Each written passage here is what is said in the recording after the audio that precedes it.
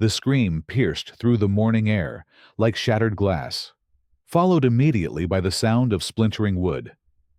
Maria Santos clutched her swollen belly as she watched her front door cave inward. Uniformed figures rushing through with weapons drawn. 8 months pregnant. She had been arranging baby clothes in the nursery just moments before. "Get down! Get down now!" The officer shouted as Maria stumbled backward, her hands instinctively protecting her unborn child. The baby kicked frantically inside her womb, as if sensing the chaos erupting around them. Through her apartment window, Maria could see her neighbor Karen Whitmore standing in the courtyard below, cell phone pressed to her ear, gesticulating wildly. Even from this distance, Maria could make out the satisfied smirk on Karen's face. Something was terribly, terribly wrong. 24 hours earlier, Sunset Gardens apartment complex had been a picture of suburban tranquility. Maria had lived there for 3 years, working as a pediatric nurse at the nearby hospital while she and her husband David saved money for their first home. The complex was diverse, family-friendly, with a playground where children's laughter echoed most afternoons. Maria had been watering the small herb garden she maintained outside her ground floor unit when Karen Whitmore first approached her. Karen was new to the building, having moved into the upstairs corner apartment just 6 weeks ago. She was a woman in her early 40s with platinum blonde hair that never seemed out of place, and a wardrobe that suggested money, though no one knew exactly what she did for work. "Those herbs smell absolutely divine," Karen had said, her voice carrying an artificial sweetness that made Maria's skin crawl. "I've been meaning to start my own garden, but I suppose I don't have your natural touch." Maria had smiled politely, continuing to tend to her basil plants. "It's really not difficult. Just water them regularly and make sure they get enough sunlight." "Oh, I'm sure it's more complicated than that," Karen replied, her eyes scanning Maria's pregnant form with an expression Maria couldn't quite read. "When are you due?" 8 weeks, Maria had answered, her hand moving unconsciously to her belly. "We're very excited." "I'm sure you are." Karen's smile had faltered slightly. "Though I do hope the baby won't be too disruptive. Some of us need our peace and quiet." That conversation should have been Maria's first warning. The incidents began small. Maria would find her herb garden trampled, the carefully tended plants crushed underfoot. The building manager, Mr. Peterson, received anonymous complaints about excessive noise from Maria's apartment during hours when she and David were at work. Their assigned parking spot would be mysteriously occupied by Karen's silver BMW, forcing Maria to walk farther in her condition.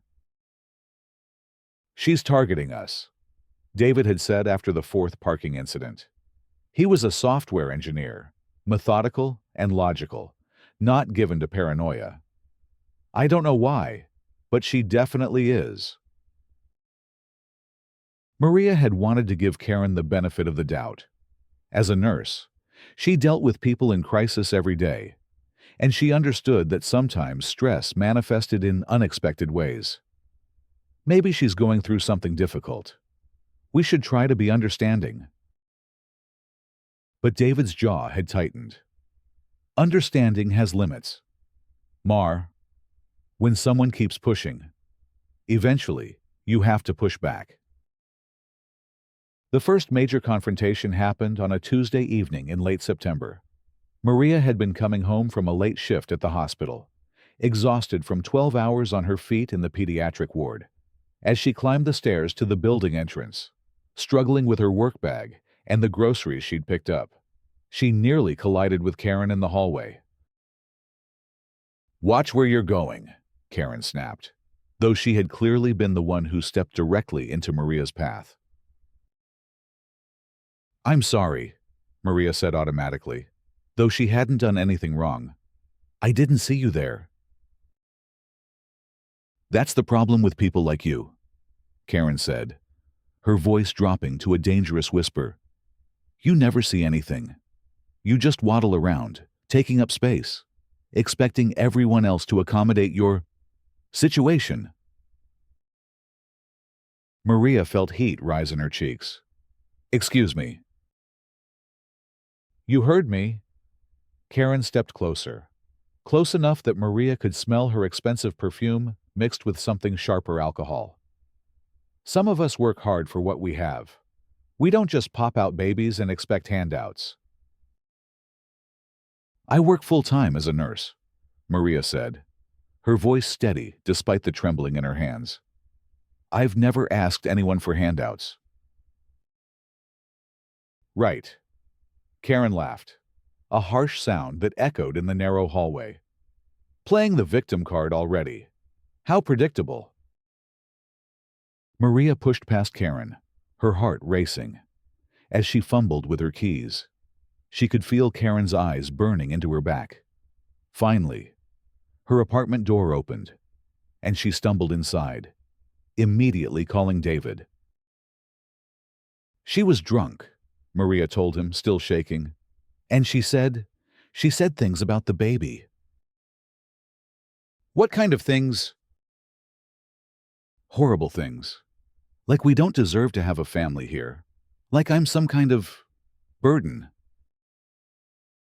David had come home early that day, and they'd spent the evening discussing whether they should file a complaint with the building management.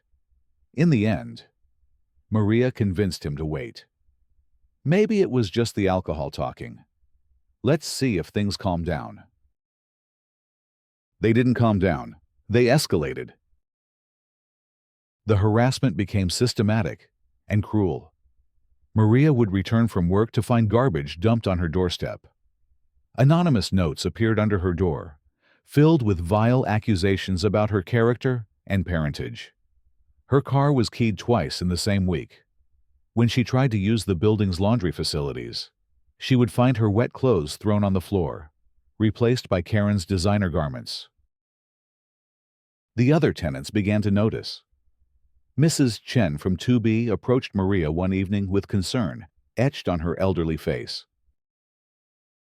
That woman upstairs. She's been asking questions about you, Mrs. Chen said in accented English, glancing around nervously. She wants to know your work schedule, when your husband comes home, if you have family visiting. It's not normal. Maria's blood went cold. What did you tell her? Nothing. I tell her to mind her business. But she asks other people too. Mrs. Rodriguez, the Johnsons. She's, how do you say, fishing for information. That night, Maria and David installed a security camera above their front door. David also began varying his work schedule, coming home at unpredictable times. If she's watching our patterns, let's make sure she can't predict them, he said grimly. The camera caught Karen in the act 3 times in the first week. Once dumping coffee grounds on their doormat at 2 in the morning, another time reading the return addresses on their mail before stuffing the letters back into the slot, and finally, attempting to peer through their living room window using her phone's flashlight. We have evidence now, David said, reviewing the footage. This is harassment, stalking, property destruction. We could go to the police. But Maria was 7 months pregnant and feeling more vulnerable by the day. The idea of legal battles and court appearances while preparing for her first child seemed overwhelming. Let me try talking to her one more time. Maybe if she understands that we know what she's doing. David shook his head. Mar, you can't reason with someone who's already decided to be unreasonable. This woman has issues that have nothing to do with us. But Maria was determined to find a peaceful solution. The next morning, she knocked on Karen's door. Karen answered, wearing a silk robe and an expression of mock surprise. Well, if it isn't the happy mother-to-be, what can I do for you? I know you've been leaving things at our door, Maria said, trying to keep her voice calm. And I know you've been watching our apartment. I just want to understand why. Karen's face transformed, the fake pleasantness melting away to reveal something much darker. You want to understand fine. You want to know what I see when I look at you. She stepped closer, and Maria caught the scent of wine on her breath despite the early hour. I see someone who thinks the world owes her something just because she got knocked up. I see someone who takes resources that could go to people who actually contribute to society. I see someone who doesn't belong in a place like this. What do you mean, doesn't belong? Maria asked, though she was beginning to understand. Don't play dumb, Karen sneered. You know exactly what I mean. This is a respectable building in a good neighborhood. We have standards here. The words hit Maria like a physical blow. She had experienced subtle racism before, but never this blatant, this venomous.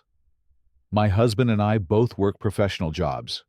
We pay our rent on time. We've never caused any problems here. Yet, Karen said, her eyes dropping to Maria's belly. Wait until that thing starts crying all night. Wait until your whole extended family starts showing up for their visits. Wait until this place turns into the kind of neighborhood decent people have to move away from. Maria backed away, her hand protectively covering her stomach. You're sick. I'm realistic, Karen called after her as Maria hurried toward the stairs. And I'm not going to stand by and watch my property values tank because management decided to get all diverse and inclusive. That evening, Maria sat in her living room with David and their next-door neighbor, Tom Williams, a retired police officer who had overheard Karen's rant through the thin walls. Tom was a large black man with graying hair and kind eyes, but his expression was grim as he listened to Maria recount the confrontation. This woman is dangerous, Tom said flatly. I've seen this escalation pattern before.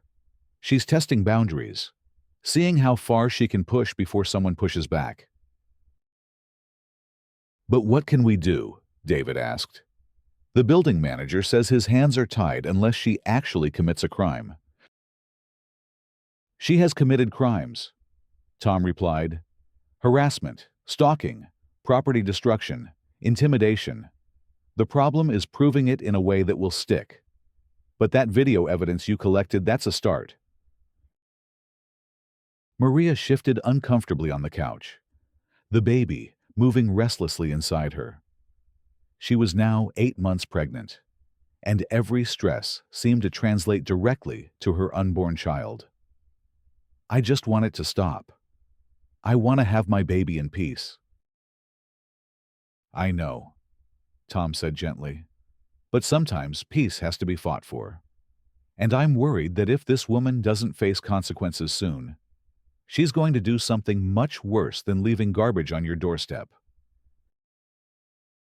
His words proved prophetic. The next morning, Maria woke to find her car windows smashed, not just cracked, completely destroyed, with safety glass scattered across the parking lot like deadly confetti. Someone had also slashed all 4 tires and carved a word into her driver's side door that made her stomach clench with nausea. But when the police arrived to take the report, Karen appeared in the courtyard with perfect timing, dressed in workout clothes and carrying a yoga mat. Officers, thank goodness you're here, she called out, jogging over with apparent concern. I've been so worried about the vandalism in this neighborhood lately. Just last week, someone broke into the storage units downstairs. One of the officers, a young man who seemed immediately charmed by Karen's appearance and demeanor, turned his attention to her. Ma'am, do you live in this building? Apartment 3C, Karen replied, pointing upstairs. I've been here about 2 months now, and I have to say, I'm starting to worry about the security situation. There have been so many incidents lately. Maria watched in disbelief as Karen expertly redirected the conversation away from her destroyed car and toward vague concerns about neighborhood safety. Within 10 minutes, the officers were taking down Karen's contact information in case she remembered any additional details, and promising to increase patrols in the area. When they finally got around to examining Maria's car, their enthusiasm had noticeably dimmed. The report was filed with minimal detail, and no fingerprints were collected from the vandalized surfaces. "This is unbelievable," David muttered as they watched the police car drive away. "She just manipulated the entire situation."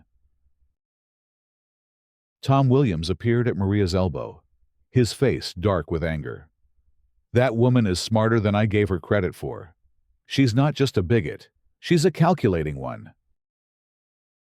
The breaking point came during the first week of October. Maria had been experiencing Braxton Hicks contractions for several days, false labor pains that were normal for her stage of pregnancy, but still concerning enough that her doctor had advised her to take it easy and monitor them closely.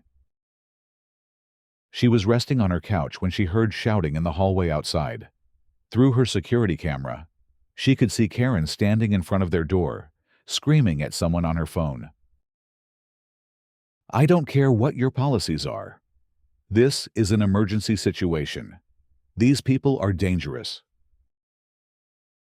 Maria's heart began to race as she realized Karen was talking to some kind of authority figure.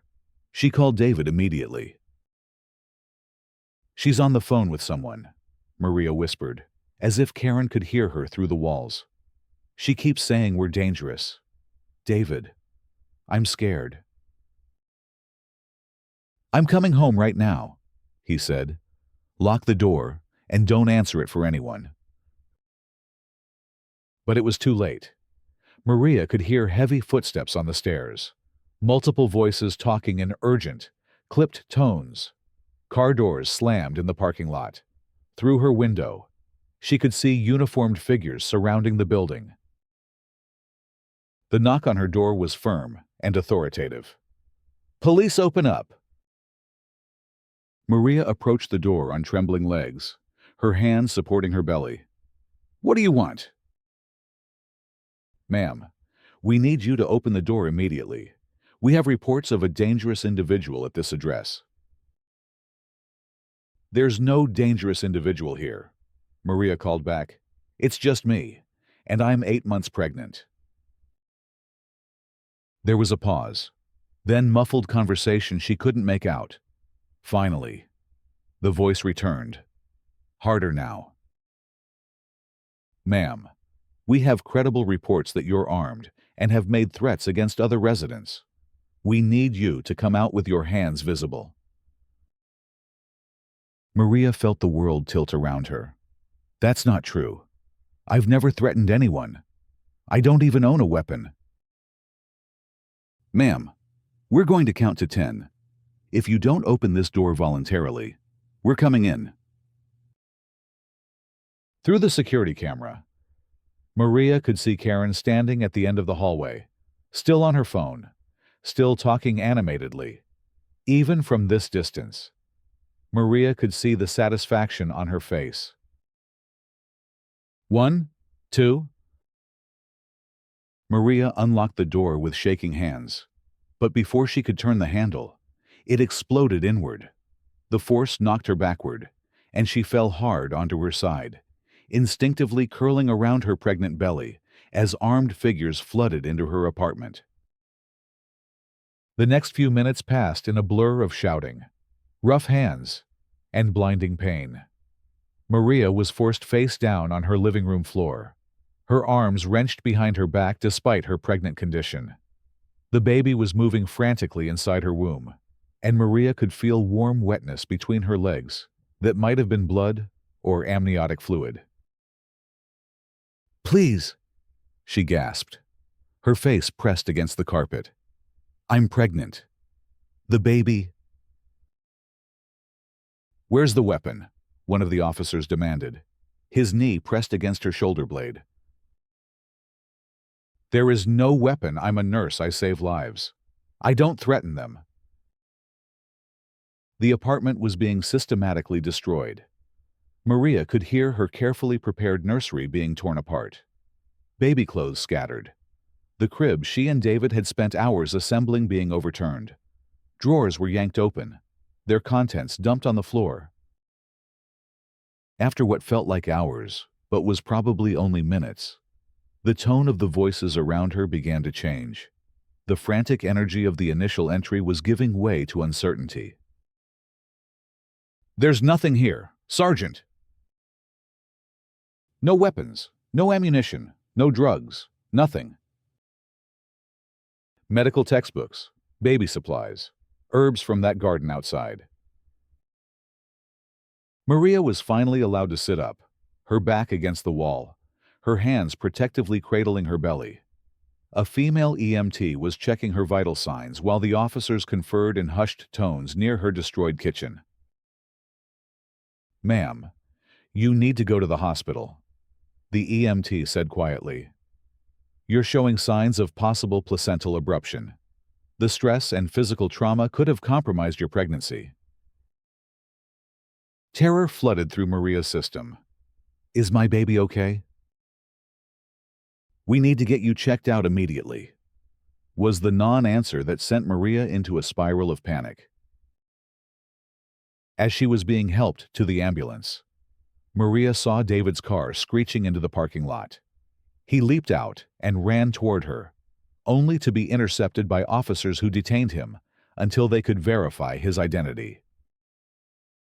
The last thing Maria saw before the ambulance doors closed was Karen Whitmore, standing in her upstairs window, watching the chaos below with undisguised satisfaction.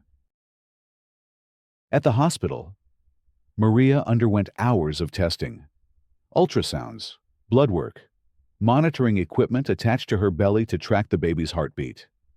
David sat beside her bed, holding her hand while they waited for results, his face drawn with worry and barely contained rage. How could they believe her? Maria whispered. What did she tell them that made them think I was dangerous? David's jaw tightened. I don't know, but I'm going to find out. Tom Williams is already making calls. This isn't going to stand. Mar. That woman destroyed our home and put our baby at risk with her lies. Dr. Patricia Flores, Maria's obstetrician, entered the room with a mixture of relief and concern on her face. She was a small woman with graying hair and kind eyes that had seen too many complicated pregnancies. The good news is that your baby appears to be fine, she said, checking the monitors beside Maria's bed. Heart rate is strong, movement patterns are normal, and there's no sign of placental disruption. Maria felt tears of relief stream down her cheeks. And the bad news? You're showing signs of severe stress-induced preterm labor contractions. Nothing immediately dangerous. But if this level of stress continues, we could be looking at a premature delivery. At 32 weeks, that would create significant complications. Dr. Flores pulled up a chair beside the bed, her expression grave. Maria, I've been your doctor for 8 months. I know you're not a violent person, but whatever situation created this trauma needs to be resolved immediately. For your health and your baby's. We're working on it, David said grimly. As if summoned by his words, Tom Williams appeared in the doorway, his retired police officer credentials having gained him access to the secure ward. His face was dark with anger.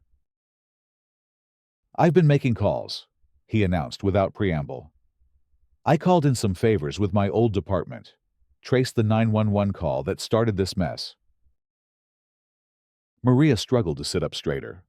What did she tell them? Tom consulted his notes. According to the dispatch recording, Karen Whitmore reported that her downstairs neighbor, a Hispanic woman, had been making violent threats against white residents of the building. She claimed you had shown her a gun and told her you were going to take care of people who didn't respect your culture. The words hung in the air like poison. Maria felt physically sick hearing her own voice, her own identity, twisted into something monstrous. She also claimed, Tom continued, that you had been receiving packages of suspicious materials and that male visitors to your apartment had been seen carrying what looked like weapons. All lies, David said flatly. Complete fabrications. I know that. You know that. And honestly, any competent officer should have known that after about 5 seconds in your apartment. The problem is that Karen Whitmore is a very convincing liar, and she hit every button designed to trigger an aggressive police response.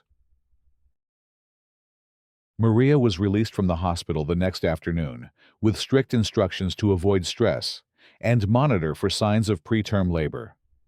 When they returned to their apartment building, they found yellow police tape across their door and a notice from building management requesting their immediate contact.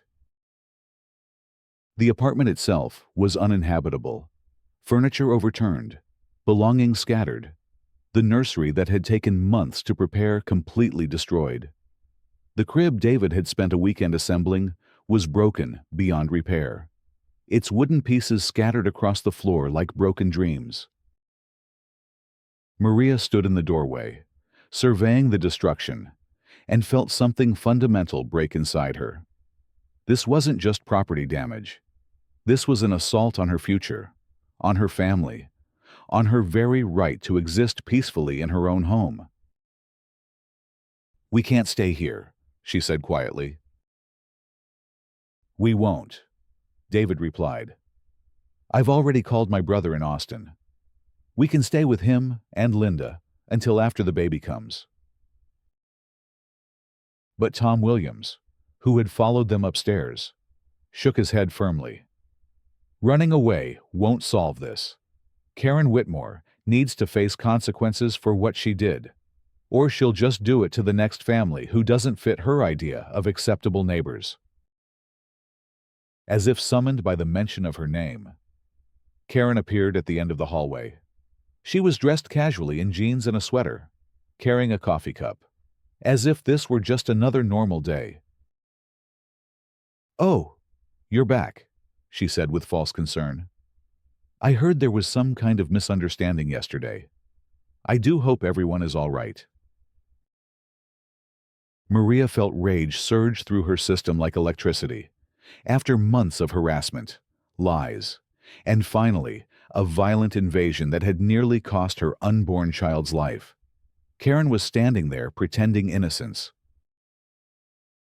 Misunderstanding. Maria stepped forward, her voice shaking with fury. "You called the police and told them I was armed and dangerous. You nearly killed my baby with your lies." Karen's expression shifted subtly, the mask of concern slipping to reveal satisfaction. "I reported suspicious behavior to the appropriate authorities. If you had nothing to hide, there wouldn't have been a problem." "You know exactly what you did," David interjected, his own anger barely controlled. "You fabricated a story designed to trigger a violent police response. You wanted Maria to get hurt." "That's a very serious accusation," Karen said, but she was smiling now. "I hope you have proof." The proof came from an unexpected source. Mrs. Chen from 2B had been recording video on her tablet during the police raid, initially just trying to document what was happening in her building. But her apartment's position had given her a perfect view of Karen's behavior during the incident. The video was damning. It showed Karen in her upstairs window, not hiding or afraid as someone would be if they genuinely believed a dangerous person lived in the building, but watching avidly, even appearing to applaud when Maria fell during the forced entry. More importantly, Mrs. Chen's tablet had been recording continuously, and the audio had captured Karen on a phone call after the police left. In the video, Karen could be clearly heard saying, "I told you it would work. Sometimes you have to know which buttons to push to get these people where they belong." Tom Williams took the video to his contacts in the district attorney's office. Within 48 hours, Karen Whitmore was under investigation for filing false police reports, harassment, property destruction, and endangering the welfare of a pregnant woman. But the real bombshell came when investigators began digging into Karen's background. She wasn't just a racist neighbor with too much time on her hands. Karen Whitmore had a pattern. Over the previous 5 years, she had lived in 4 different apartment complexes across 2 states. At each location, she had systematically targeted minority families with harassment campaigns that escalated to false police reports. In Phoenix, she had caused the deportation of a legal immigrant family by claiming they were trafficking drugs. In Denver, her accusations had led to the arrest and prosecution of a black college student on fabricated assault charges that were eventually dropped, but not before destroying his scholarship opportunities. Karen Whitmore was a professional destroyer of lives, someone who had turned racism into a hobby and a weapon. The news of Karen's arrest spread through Sunset Gardens like wildfire. Residents who had previously minded their own business suddenly came forward with stories of Karen's inappropriate questions and obvious attempts to gather information about minority tenants. Miguel Rodriguez from 1A revealed that Karen had tried to convince him to make noise complaints about the Ethiopian family in 2C, claiming their cooking smells were a health hazard. The Johnson family, an elderly black couple, shared how Karen had repeatedly suggested they might be happier in a more suitable neighborhood, where they could be around their own people. What emerged was a picture of systematic intimidation that went far beyond what Maria and David had experienced. Karen had been working to drive out every minority family in the building, starting with the most vulnerable targets and working her way through the community. The building manager, Mr. Peterson, who had previously claimed his hands were tied, suddenly became very interested in tenant safety and community harmony. It turned out that Karen's rent checks had been bouncing for weeks, and she was likely facing eviction anyway, which explained her increasingly desperate and violent tactics. But the most significant development came when the FBI became involved. Karen's pattern of moving between states to target minority families had triggered federal hate crime investigations. This wasn't just harassment. It was domestic terrorism designed to ethnically cleanse neighborhoods through intimidation and false accusations. 3 weeks later, Maria sat in a courtroom, her hand resting on her now enormous belly, as federal prosecutors outlined their case against Karen Whitmore. The charges were extensive civil rights violations, conspiracy to deprive individuals of their constitutional rights, multiple counts of filing false police reports, and accessory to assault for the injuries Maria had sustained during the raid. Karen sat at the defendant's table looking nothing like the polished, manipulative woman who had terrorized Maria's family. Her platinum hair had grown out, revealing dark roots. Her expensive clothes had been replaced with a standard orange jumpsuit. Most notably, her confident smirk had been replaced by the hollow expression of someone whose carefully constructed world was crumbling. When it came time for Maria to give her victim impact statement, she struggled to her feet with David's help. At 35 weeks pregnant, every movement was difficult, but she was determined to speak her truth. "Your Honor," she began, her voice steady despite her nervousness. 3 months ago, I was a happy, expectant mother preparing to welcome my first child. I worked as a pediatric nurse, saving children's lives every day. I had never been arrested, never been in trouble with the law, never given anyone reason to fear me. She paused, looking directly at Karen, who refused to meet her eyes.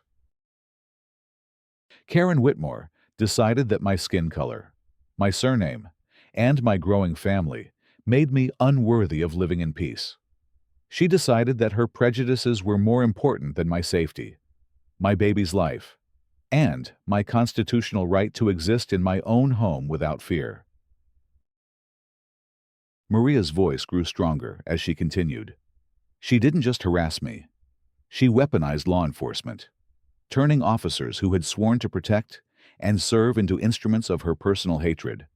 She nearly caused the death of my unborn child, not through passion or mental illness, but through cold, calculated malice.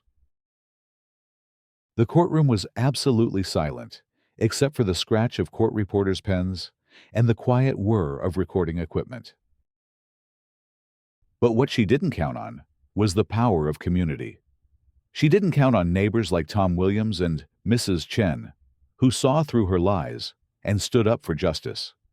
She didn't count on investigators who take civil rights violations seriously. She didn't count on the truth. Maria's hand moved to her belly as the baby kicked, as if responding to her words. My daughter will be born in a few weeks. She will grow up knowing that when good people work together, they can defeat hatred. She will know that justice, though sometimes delayed, ultimately prevails.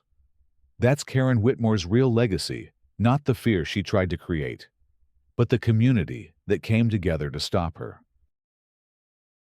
The judge's sentence was severe, but appropriate. Karen Whitmore received 18 months in federal prison, followed by 3 years of supervised probation, during which she would be prohibited from living in multifamily housing complexes. She was also ordered to pay full restitution to Maria and David for medical expenses, property damage, and relocation costs.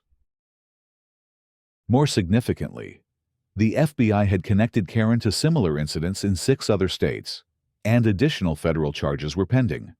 Her days of terrorizing minority families were definitively over.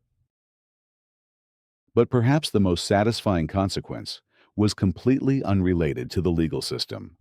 When news of Karen's arrest and the details of her systematic harassment campaign became public, her employer, a high-end real estate company that prided itself on diversity and inclusion, immediately terminated her position and banned her from working in the industry. Her professional reputation was destroyed as thoroughly as she had tried to destroy Maria's peace of mind. Isabella Maria Santos was born on a crisp November morning, exactly 2 weeks before her due date. She weighed 6 pounds, 8 ounces, and had her mother's dark eyes and her father's stubborn chin. Most importantly, she was completely healthy, showing no lasting effects from the trauma her mother had endured during pregnancy. Maria held her daughter in her arms in the same hospital where she had been treated after Karen's attack. But now the building held only joy and hope, instead of fear and uncertainty. David sat beside the bed, tears streaming down his face as he watched his wife and daughter together for the first time. "She's perfect," he whispered. "She's a fighter," Maria corrected, studying Isabella's serious expression. "She survived everything that woman tried to do to us. She's going to be unstoppable." The hospital room filled throughout the day with visitors from Sunset Gardens. Mrs. Chen brought homemade soup and baby blankets she had knitted. Tom Williams arrived with his wife carrying a beautiful wooden rocking chair he had built himself. The Johnson family sent flowers with a note welcoming Isabella to the world. Even Miguel Rodriguez and his teenage son stopped by, bringing a hand-carved mobile depicting various birds in flight. "For freedom," Miguel explained in accented English, hanging it carefully above the bassinet. "So she always remembers she can soar above small minds." But the most meaningful visit came from Dr. Patricia Flores, who had monitored Maria's pregnancy through the crisis. She entered the room with a manila folder and a satisfied expression. "I have something that might interest you," she said, settling into the chair beside Maria's bed. "The pediatric ward here is expanding our community outreach program. We're specifically looking for bilingual nurses with experience in trauma counseling to work with families who have experienced racially motivated violence." Maria looked up from Isabella, intrigued. "That sounds like important work." "It would be a promotion, better hours, and significantly better pay." Dr. Flores continued. "Plus, you'd be helping families who have gone through experiences similar to yours, turning your trauma into a tool for healing others." David squeezed Maria's hand. "It sounds perfect for you." Maria considered the offer as she watched Isabella sleep peacefully in her arms. After months of feeling victimized and powerless, the idea of using her experience to help others was deeply appealing. "I'm interested," she said finally. "Very interested." 6 months later, Maria stood in the courtyard of Sunset Gardens, watching Isabella take her first tentative steps across the grass. The herb garden that had once been trampled by Karen's deliberate cruelty had been expanded into a community space, with plots maintained by various residents who shared their harvests with neighbors. The apartment complex had transformed in the wake of Karen's arrest and removal. Mr. Peterson had implemented new policies protecting tenants from harassment and had established a community council to address conflicts before they escalated. Most importantly, the residents had bonded through their shared experience of standing up to hatred. Tom Williams approached from across the courtyard, carrying his own granddaughter, who was visiting for the summer. The two little girls reached for each other with the instant friendship of children who haven't yet learned to see differences. "Any word on the civil suit?" he asked, settling onto the bench beside Maria. "Settlement conference is next week," Maria replied, keeping one eye on Isabella as she explored the garden. "Our lawyer thinks Karen's insurance company will want to avoid trial. The case is too strong, and the publicity would be devastating for them." "Good. She needs to pay for what she did, in every way possible." Maria nodded, but her attention was focused on watching Isabella discover a butterfly that had landed on one of the tomato plants. Her daughter's face lit up with wonder and delight, reaching carefully toward the delicate creature with tiny, gentle fingers. "You know what the strangest part is," Maria said thoughtfully. "I actually feel grateful to Karen in a weird way." Tom raised an eyebrow. "Grateful?"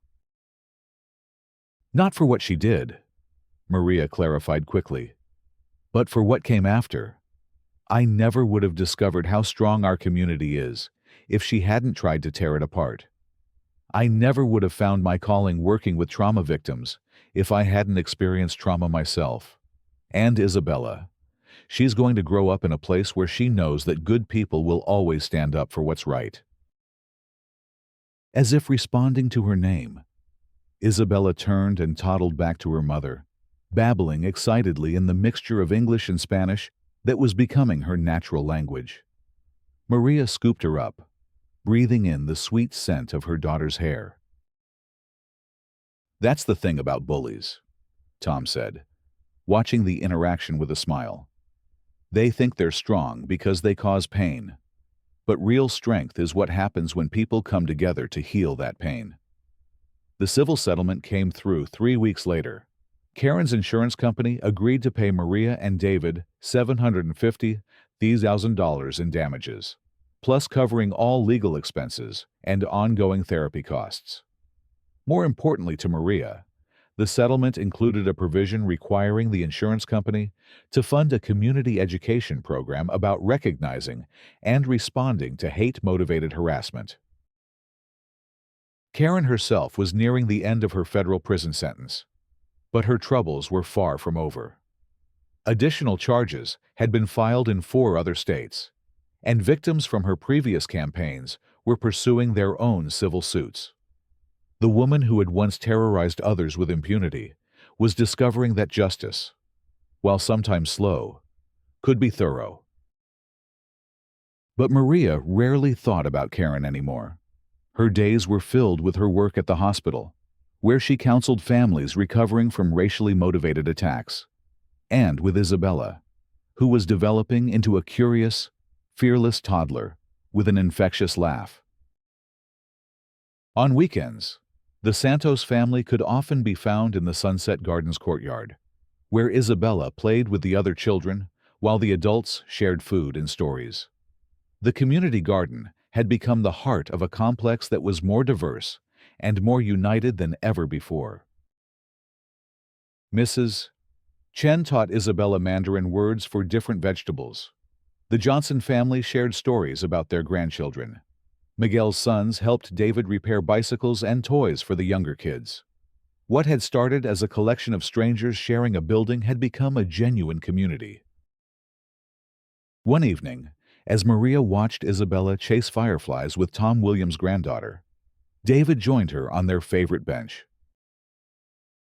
"Do you ever miss the old apartment?" he asked, referring to the new place they'd found on the other side of the building. Their original unit held too many bad memories, so they'd moved to a larger space on the second floor, with better natural light and a view of the garden. "Never," Maria replied immediately. "This is better. We're stronger here. Isabella is growing up surrounded by people who see her as precious, not as a threat." "And are you happy?" Maria considered the question as she watched her daughter's pure joy in chasing tiny lights through the gathering dusk. 6 months ago, she had been terrorized and traumatized, feeling powerless and afraid. Now she was helping other families navigate similar experiences while raising her daughter in a community that had proven its commitment to protecting the vulnerable. "I'm more than happy," she said finally. "I'm proud. Proud of what we survived. Proud of what we built from it. Proud of the world we're creating for Isabella." As if summoned by her mother's words, Isabella came running back to the bench, her small fists full of dandelions she had picked as gifts. She distributed them solemnly to the adults, saving the biggest one for her mother. "Mama, flores," she announced in Spanish, then switched to English. "Flowers for Mama." Maria accepted the wilted dandelion as if it were the most precious rose, tucking it behind her ear while Isabella giggled with delight. In that moment, sitting in a garden that had grown from the ruins of hatred, surrounded by a community that had chosen love over fear, Maria knew that they had won something much more valuable than any lawsuit or criminal conviction. They had won the right to exist freely, to raise their daughter without fear, and to build a future where character mattered more than the color of someone's skin or the sound of their name. Isabella would grow up knowing that she belonged everywhere she chose to be, that her heritage was something to celebrate rather than hide, and that there would always be good people willing to stand up for what was right. As the fireflies danced and the last light faded from the sky, Maria held her daughter close and whispered a promise that would guide their family for generations to come. "No one will ever make you feel small again. Mija, you are exactly who you were meant to be, exactly where you belong." In the distance, the lights of the city twinkled like earthbound stars, full of possibility and hope. Karen Whitmore's legacy of hatred had been transformed into something beautiful, a community that understood the precious fragility of peace and the eternal vigilance required to protect it. And, at the center of it all, a little girl named Isabella played in the garden, free to grow toward whatever light she chose to follow.